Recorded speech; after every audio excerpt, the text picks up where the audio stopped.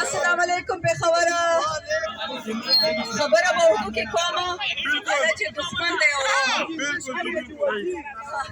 آج 9 مئی ہے، آج 11 مئی ہے، لیکن ہم آئے 9 مئی کے لیے ہیں۔ ہمارے بے گناہ ابھی بھی بنو جیل میں، مردان جیل میں، کوٹ لکھپت میں، پشاور سینٹرل جیل میں بے گناہ لوگ ابھی تک تڑپ رہے ہیں۔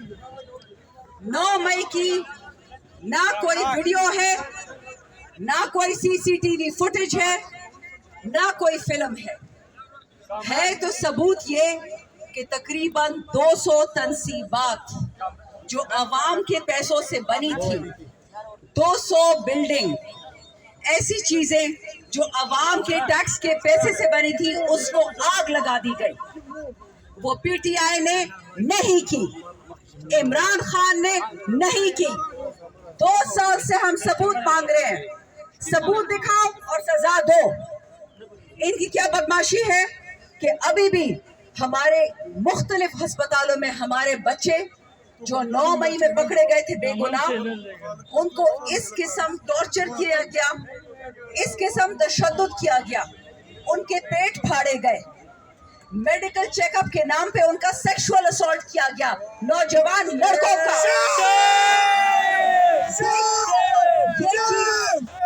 یہ چیز یا اسرائیل کرتی ہے یا مودی کا ہندوستان کرتا ہے۔ یاد رکھیں، ایک چیز کا حساب ہوگا۔ انشاءاللہ عمران خان نہ ڈیل کرے گا اور نہ ڈھیل کرے گا، معافی ضرور دے گا لیکن معافی سے پہلے حساب کتاب کرے گا۔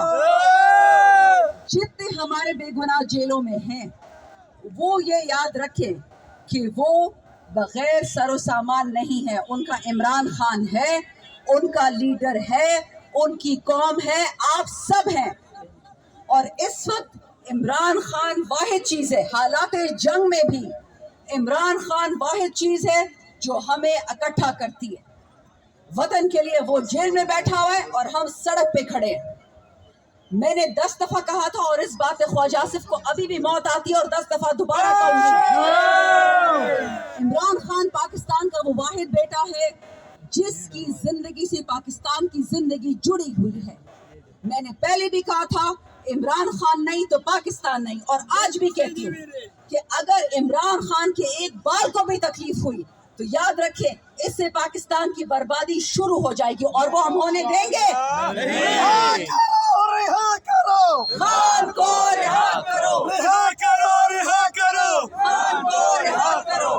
انشاءاللہ خان کی بھی رہائی ہوگی، یہ ملک بھی آزاد ہوگا۔ جو خواب قائد اعظم علامہ اقبال فاطمہ جناح نے دیکھا تھا وہ پورا ہوگا۔ لیکن دشمن کو تو مسئلہ یہی ہے نا، ان کو تو آپ غریب چاہیے، آپ کے وسائل، آپ کے مائنز، آپ کے منرلز، آپ کی بجلی، آپ کا پانی، یہ تو ان کو خیبر پختونخوا اور بلوچستان سے چاہیے، لیکن خیبر پختونخوا کو اس کا حق نہیں دینا۔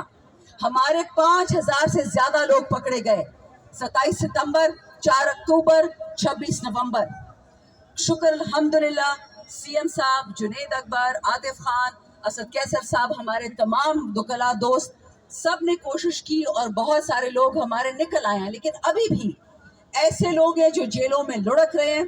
میں خود اینٹی ٹیرر کورٹ پنڈی میں ان سے مل کے آئی ہوں 2 دن پہلے، ان کے ناخن نکالے ہوئے تھے ان لوگوں نے تھانوں میں، ناخن، بشن کے ناخن نہیں نکالے، ابھینندن کے ناخن نہیں نکالے، غریب پاکستانی کے ناخن نکالتے ہیں کیونکہ وہ عمران خان کا نام لیتا ہے۔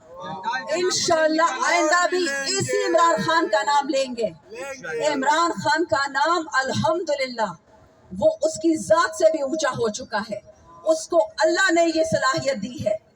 عمران خان نیک نیت ہے، خدا کا بندہ ہے اور وطن پرست ہے، ان وطن فروشوں کی طرح نہیں ہے۔